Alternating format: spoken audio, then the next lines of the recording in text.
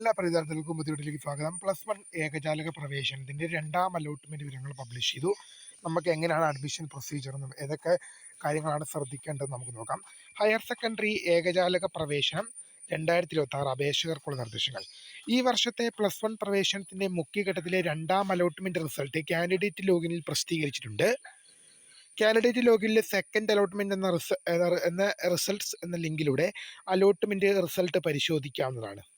ഇവിടെ വിശദീകരിക്കേണ്ടതായ ഒന്നുമില്ല.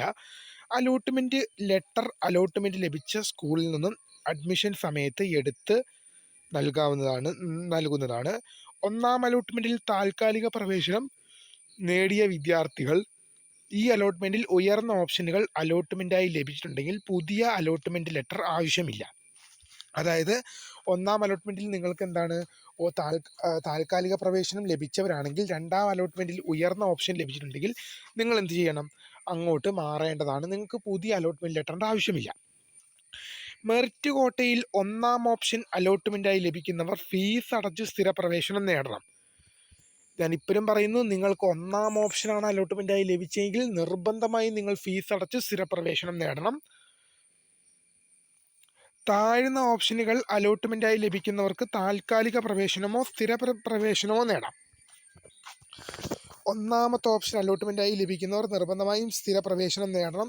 താഴ്ന്ന ഓപ്ഷനുകൾ അലോട്ട്മെന്റായി ലഭിക്കുന്നവർക്ക് താൽക്കാലിക പ്രവേശനമോ സ്ഥിര പ്രവേശനമോ നേടാൻ സാധിക്കും. താഴ്ന്ന ഓപ്ഷൻ പറഞ്ഞാൽ ഒന്നാമത്തെ ഒഴികെ മറ്റേത് ഓപ്ഷൻ ലഭിച്ചാലും നിങ്ങൾക്ക് പെർമനൻ്റ് ആയിട്ട് എടുക്കാം, ടെമ്പററി ആയിട്ട് എടുക്കാം.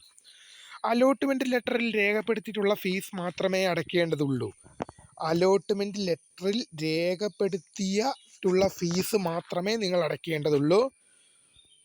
അലോട്ട്മെന്റ് ലഭിച്ചിട്ടും പ്രവേശനം നേടാതിരിക്കുന്ന വിദ്യാർത്ഥികളെ തുടർന്നുള്ള അലോട്ട്മെന്റുകളിൽ പരിഗണിക്കില്ല.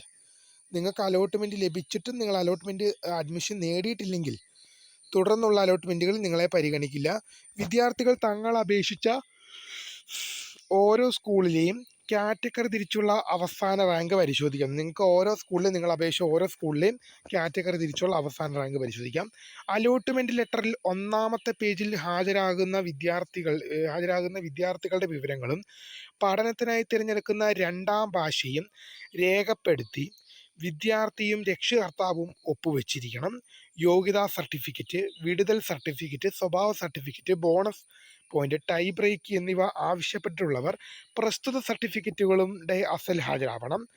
യോഗ്യത തെളിയിക്കുന്ന സർട്ടിഫിക്കറ്റുകൾ ബന്ധപ്പെട്ട ബോർഡുകളിൽ നിന്ന് ലഭിക്കാത്തത് വിദ്യാർത്ഥികൾക്ക് അസൽ സർട്ടിഫിക്കറ്റുകൾ ഹാജരാക്കാൻ സമയം അനുവദിക്കുന്നതിന് പ്രവേശനത്തിനായി വിദ്യാർത്ഥികൾ സ്വയം സാക്ഷ്യപ്പെടുത്തി സമർപ്പിക്കുന്ന യോഗ്യത തെളിയിക്കുന്ന പകർപ്പുകൾ സ്വീകരിക്കുന്നതാണ്. ആവശ്യമെങ്കിൽ സ്കൂൾ അധികൃതർ ഔദ്യോഗിക വെബ്സൈറ്റുകളിലൂടെ പ്രസ്തുത റിസൾട്ടിൻ്റെ സാധ്യത ഉറപ്പാക്കുന്നതിന് പ്രവേശന സമയത്ത് വിടുതൽ സർട്ടിഫിക്കറ്റും സ്വഭാവ സർട്ടിഫിക്കറ്റും നിർബന്ധമായും ഹാജരാക്കണം.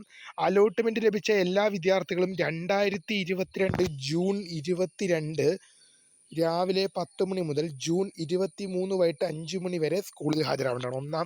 രണ്ടാം അലോട്ട്മെൻറ്റിൽ പ്രവേശനം ലഭിച്ചവർ ജൂൺ മാസം 22 മുതൽ 22 രാവിലെ 10 മണി മുതൽ 23 വൈകിട്ട് 5 മണി വരെ ഹാജരാവേണ്ടതാണെന്നുള്ളത് ശ്രദ്ധയിൽപ്പെടുന്നു. ഇത്രയും പ്രധാനപ്പെട്ട അപ്ഡേറ്റ് ആണ്. അപ്പോൾ പുതിയ കാണുന്നതിന് വേണ്ടി ബൈ.